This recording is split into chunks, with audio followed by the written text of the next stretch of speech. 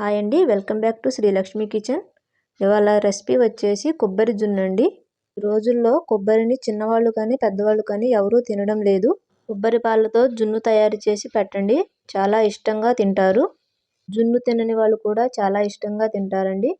చూడండి ఎలా సాఫ్ట్గా ఉందో, నోట్లో వేసుకుంటే వెన్నలా కరిగిపోయేలా ఉంది. వీడియోలోకి వెళ్ళిపోదాం. 2 కొబ్బరి చెప్పల్ని తీసుకున్నానండి. సన్నగా ముక్కలుగా కట్ చేసుకోవాలి.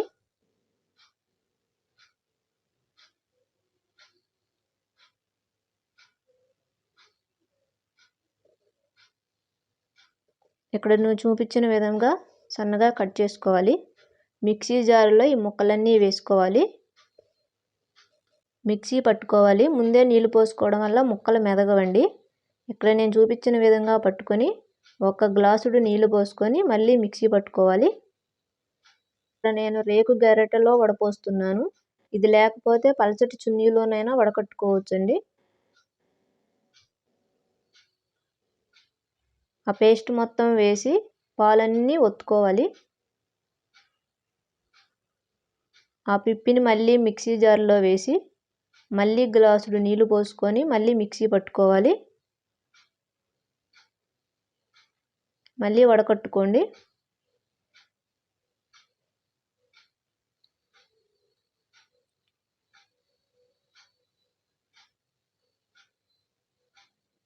ఇలా చిక్కగా రావాలండి పాలు.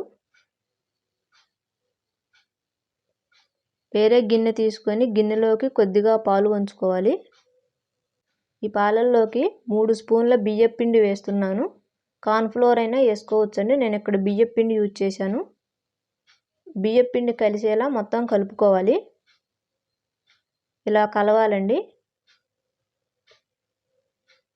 వేరే బౌల్లోకి కొబ్బరి పాలు, బియ్యపిండి పాలు మొత్తం కలిసేలా కలుపుకోవాలి. 1/2 కప్పు పంచదార వేసుకోవాలి. స్టవ్ ఆన్ చేసి పొయ్యి మీద పెట్టుకోవాలి. పంచదార కరిగేలా తిప్పుకోవాలి. ప్రాసెస్ అంతా గ్యాస్ సిమ్లో ఉంచుకొని మాత్రమే చేసుకోవాలి. ఇది రెడ్ ఫుడ్ కలర్ అండి, ఆప్షనల్ మాత్రమే. చూడండి చిక్కబడుతుంది. ఇంకొంచెం సేపు ఉంచుకోవాలి.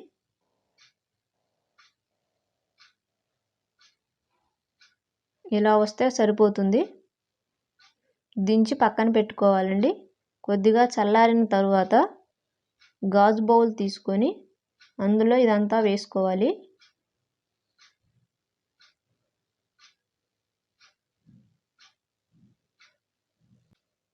మొత్తం వేసుకొని 1 గంట ఫ్రిడ్జ్లో పెట్టుకోవాలండి.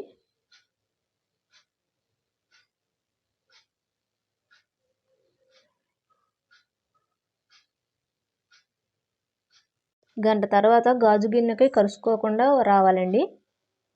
ఇక్కడ నేను చూపించిన విధంగా రావాలి. ఒక ప్లేట్ తీసుకొని అందులోకి వేసుకోవాలి. చూడండి కొబ్బరి జున్ను ఎలా సాఫ్ట్గా వచ్చిందో. ఒకసారి ట్రై చేయండి. మీరు కూడా ఎలా వచ్చిందో కామెంట్ చేయండి. ఈ వీడియో నచ్చితే లైక్ చేయండి. నా ఛానల్ సబ్స్క్రైబ్ చేసుకోవడం మాత్రం మర్చిపోకండి.